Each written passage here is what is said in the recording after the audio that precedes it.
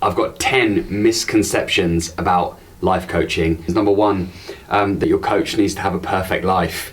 In order to be a life coach, sometimes people think, oh, you've got to have a perfect life, but quite the opposite, really. You need to understand contrast. Of course, you're a human being, so as a human being, you're going to have ups and downs, and that helps you become a better life coach.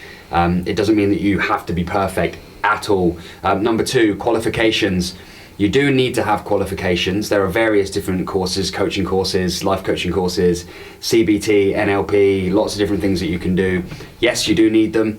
Yes, there are qualifications, but don't get too caught up in it. Don't get too caught up in like needing to have every qualification under the sun.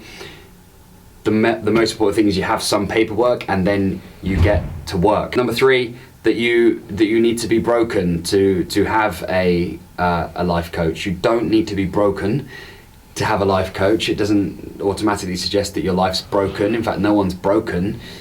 Sometimes we just need help, and it's becoming normal. It's starting to become more frequent. We're starting to see it a lot more, and we need coaches to be able to show up in order for people to be able to find them, because traditional methods of service for mental health, emotional health, they aren't able to cater for everybody, and people should be in choice. They should be able to choose the person that they connect with the most, that can really help them on this part of their journey in life. Next, it's woo-woo. Ooh, it's all hippies, it's all hugging trees, it's all incense candles and stuff.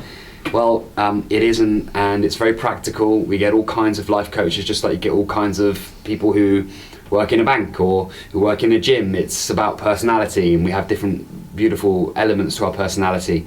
Some people will be more spiritual, some people will be more practical. Again, it's about choosing the right person who can help you. Next, that it's a fad. It is not a fad. It is the evolution of how we get help and guidance. It's the effect of people being able to build a business around their passion. People have a passion for helping people, and people go through ups and downs. They want to use their stories, they want to use their scars, their experiences to help others and spread that light. And so that's absolutely, in my book, that's absolutely what we should be doing. It's not a fad, it's going to be here to stay. Next, that you need lots of money to have a life coach. It's not the case. That it's very accessible. Like anything, you have the top of the game charging what they charge, and people entering the industry charging less, based on experience, based on results, expertise, just like in any industry. Next misconception is that it will take one session to cure you and that's it and you're done.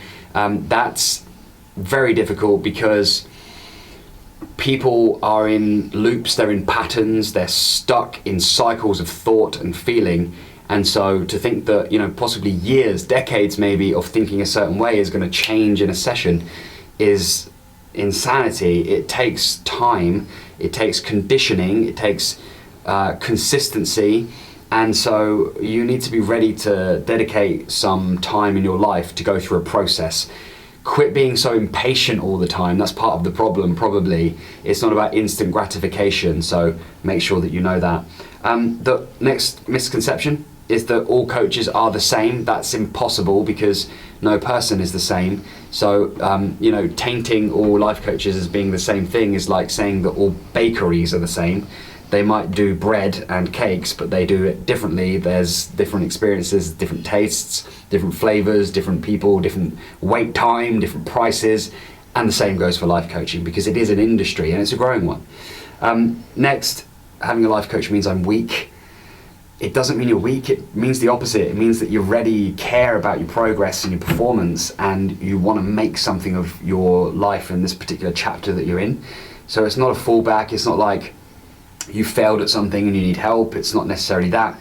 It's that you recognize growth is important, and you also recognize that you can't do it alone, and it's impossible to see your own blind spots, which is why you recruit someone, you actually employ someone to be your coach.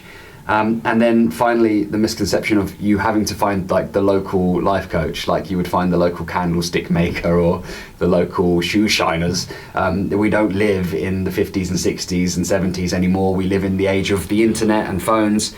And I know some great work. I mean, I do this myself, work with clients through video, and I know great workers out there, coaches who are doing the same for people all over the world. So we are more connected than ever. Thank you for watching this video. If you have something you'd like to share, please comment underneath, and I will speak to you soon.